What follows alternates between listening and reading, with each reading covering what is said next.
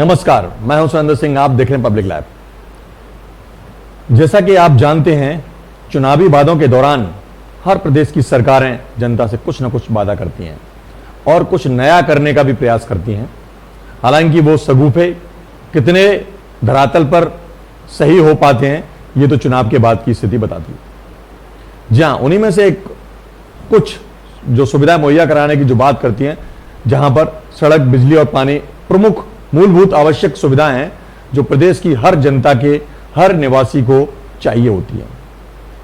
आज हम बात करें मध्य प्रदेश की, जहां पर चुनाव के दौरान सड़क, बिजली और पानी की सुविधा मुहैया कराने की बात की जाती है। हर चुनाव में यही मुद्दा होता है और सिर्फ प्रदेश में मध्य प्रदेश की बात ही नहीं करूंगा, अन्य प्रदेशों में भी और पूरे राष्ट्र में यही चुनावी मुद्दे होते हैं। कुछ नए, जैसे आपने देखा होगा मध्य प्रदेश इस बार 2023 की जो चुनाव हुआ, उसमें तत्कालीन मुख्यमंत्री शिवराज सिंह चौहान ने लाडली बहना योजना के अंतर्गत इतना जबरदस्त बहुमत पाया कि उनकी फिर से सरकार बन गई। हालांकि मुख्यमंत्री वो नहीं बने, ये अलग बात है। दोस्तों, हम आज आपसे बात करने जा रहे हैं इन्हीं प्रमुख मुद्दों में से बिजली की, यानी विद्युत सप्लाई की। जो भी हमारे प्रदेश और देश का निवासी है, जब भी वो अपना घर बनाता है तो उसमें सबसे मूल सुविधा पानी, बिजली और सड़क होती है। तो ये आज के समय में विद्युत का कनेक्शन, बिजली का प्रवाह हर घर के लिए आवश्यक है, क्योंकि बिजली के कारण ही पानी आता है और बिजली से हम सारे काम, गर्मियों में पंखे, कूलर, ये सब चलाते हैं। और हमारे जो युवा हैं, जो बच्चे हैं, वो देश का भविष्य जो निर्धारित करते हैं, वो भी पढ़ाई उसी के कारण कर पाते हैं, क्योंकि रात में यदि बिजली नहीं होगी तो वो पढ़ाई नहीं कर पाएंगे। और मैं आपको दूसरी ओर एक बात भी बता दूं कि हमारे प्रदेश और देश की जनता है, वो प्रत्यक्ष और अप्रत्यक्ष रूप से कहीं न कहीं सरकार को अपना एक हिस्सा देती है, कर देती है। जैसे हम कोई वस्तु खरीदते हैं, चाहे वो किसी प्रकार की वस्तु हो, उस पर टैक्स जरूर लगता है। पहले वेट टैक्स हुआ करता, आज जीएसटी है। तो जीएसटी अप्रत्यक्ष कर है, तो उस कर को देती है। तो इसके बदले में हमारे सब नागरिक चाहते हैं कि प्रदेश की जो सरकारें, देश की सरकारें हमें कुछ मूलभूत सुविधाएं दें। तो हम मुख्य मुद्दे की जो बात करने जा रहे हैं वो बिजली की है। सरकारी वादे और चुनावी वादे कितने धरातल पर उतरते हैं, इसका उदाहरण आप देख सकते हैं।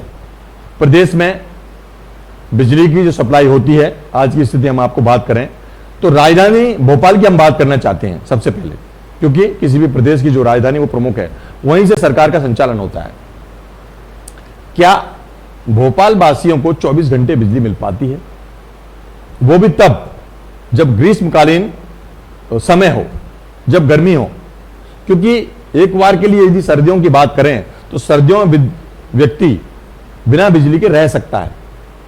यदि उसे उजाला करना होगा तो कई प्रकार की सुविधाएं हैं, लेकिन कोई भी व्यक्ति, कोई भी घर पंखा, कूलर, एसी जब चलाना चाहेगा तो उसमें बिजली की आवश्यकता होती है। हालांकि नवकरणीय ऊर्जा का भी ये समय है, सौर ऊर्जा का भी समय है, लेकिन अभी वो पूर्ण रूप से साकार रूप नहीं ले पाई है, ना ही वो प्रत्येक घर में उसका संचालन हुआ है। क्योंकि यदि हम सौर ऊर्जा का प्रयोग करते हैं तो कहीं ना कहीं उसके लिए भी बहुत बड़ा एक अमाउंट खर्च करना पड़ता है। तो आज हम बात करने जा रहे हैं तो भोपाल के अंदर भी कहीं ना कहीं बिजली की पूर्ति 24 घंटे नहीं हो पाती, क्योंकि प्रदेश की राजधानी, हालांकि जो क्षेत्र वाइज भी इस समय कुछ ऐसी बातें होती हैं, कटौती की जाती है।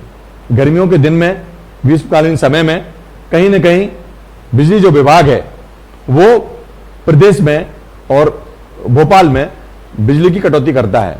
ये व्यक्ति को नहीं पता रहता है, किसी भी नागरिक को नहीं पता रहता है कि किस समय और कौन से समय बिजली कटौती करेंगे। ये शहर की बात हो गई। शहर के अलावा हम ऐसे गांवों की बात करते हैं जहां पर बिजली के कारण फसल उत्पादन में जो सहायता मिलती है उनको, जैसे कि सिंचाई करना। तो यदि जब वहां पर बिजली की आपूर्ति नहीं होगी तो वो फसल की सिंचाई कैसे कर पाएंगे? ये बहुत बड़ा मुद्दा है। हमने भी अपनी ग्राउंड रिपोर्ट्स में, हमने क्षेत्रीय ग्रामीण क्षेत्रों में जाकर के देखा है, तो वहां पर कई गांवों में बिजली 2-2 दिन तक नहीं आती है। अब इसके लिए सरकार डींगे भरती है, कि हम 24 घंटे बिजली मुहैया कराते हैं। ये मेरा जो सवाल है वो सरकार से भी है, जनता की ओर से, और अपने चैनल के माध्यम से भी मैं आपको बता देना चाहता हूं कि क्या ऐसा वो दिन कब आएगा जब प्रदेश की सरकारें आम नागरिक को बिजली की आपूर्ति कर पाएगी। तो इस भोपाल के अलावा जो ग्रामीण क्षेत्र हैं वहां पर भी बिजली की पूर्ति नहीं हो पाती। इसके अलावा दूसरी बात करते हैं, जहां पर कई ऐसे ऐसे प्रकरण हमारे सामने आते हैं, जनता के सामने आते हैं कि जहां पर बिजली की सप्लाई हो रही है वहां पर एक एक महीने का बिल हजारों रुपए आ जाता है। ये जब वहां पर जाया जाता है तो लोग, उपभोक्ता लोग सैकड़ों चक्कर काटते हैं, तब कहीं जाकर के वो बिजली का बिल में कुछ करेक्शन हो पाता है, और कभी कभी नहीं भी हो पाता है तो मजबूरन बस उनको वो बिल भरना पड़ता है। यदि वो नहीं भरते हैं तो उनका विद्युत कनेक्शन काट लिया जाता है। अब आप ही बताइए कि ऐसे ऐसे प्रकरण सामने आए हैं कि एक एक व्यक्ति का 3 महीने का बिल 2-2 लाख रुपए आ गया है। जब उसको करेक्शन कराने के लिए लोग जाते हैं, लाइन में लगते हैं, तो बड़ी मुश्किल से, बहुत ही परेशानी झेल करके वो लोग उच्च अधिकारियों से मिलकर के वो उस जो बिल है उसको कम करवाने का प्रयास करते हैं। किन्हीं किन्हीं प्रकरणों में ऐसा हो भी नहीं पाता है और उनको मजबूरन बस भरना पड़ता है। दूसरी ओर हमारे प्रदेश के विद्युत मंत्री हैं प्रद्युम्न सिंह तोमर, जो कि ग्वालियर जिले के रहने वाले हैं, वहीं विधानसभा से वो विधायक हैं। मैं आज ग्वालियर की बात कर देना चाहता हूं।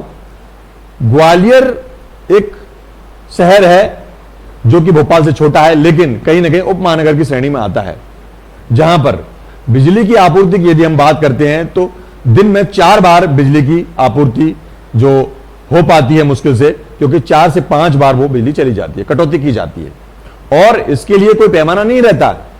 जैसे यदि बारिश का मौसम थोड़ा शुरू हो गया तो बिजली कटना आवश्यक है। पता नहीं ऐसा कौन सा उनके पास व्यवस्था है कि बिजली जो कटौती है वो बरसात के थोड़े से भी झोंके से, बरसात का झोंका हो या आंधी चले तो बिजली को काट देते हैं। ऐसी स्थिति में लोग छतों पर निकल करके बैठने के मजबूर हो जाते हैं। अब उपभोक्ता आपको वोट के समय में, चुनाव के समय में वोट देता है और आपसे उम्मीद करता है कि आप समय पर उनको बिजली सप्लाई करेंगे, लेकिन ये सिर्फ ख्याली पुलाव है। जनता को विद्युत की सप्लाई नहीं हो पाती, क्योंकि ऐसे ऐसे इंटीरियर क्षेत्रों में, ऐसे ऐसे गांव हैं जहां पर 2-2 दिन 3 दिन तक लाइट नहीं आती है। ऐसी स्थिति में क्या करें भाई? जनता को वोट देना मजबूरी है। आप वोट मांगने आएंगे, वो किसी न किसी को तो वोट देगी। सरकारें बन जाती हैं, अपना उल्लू सीधी कर लेती हैं।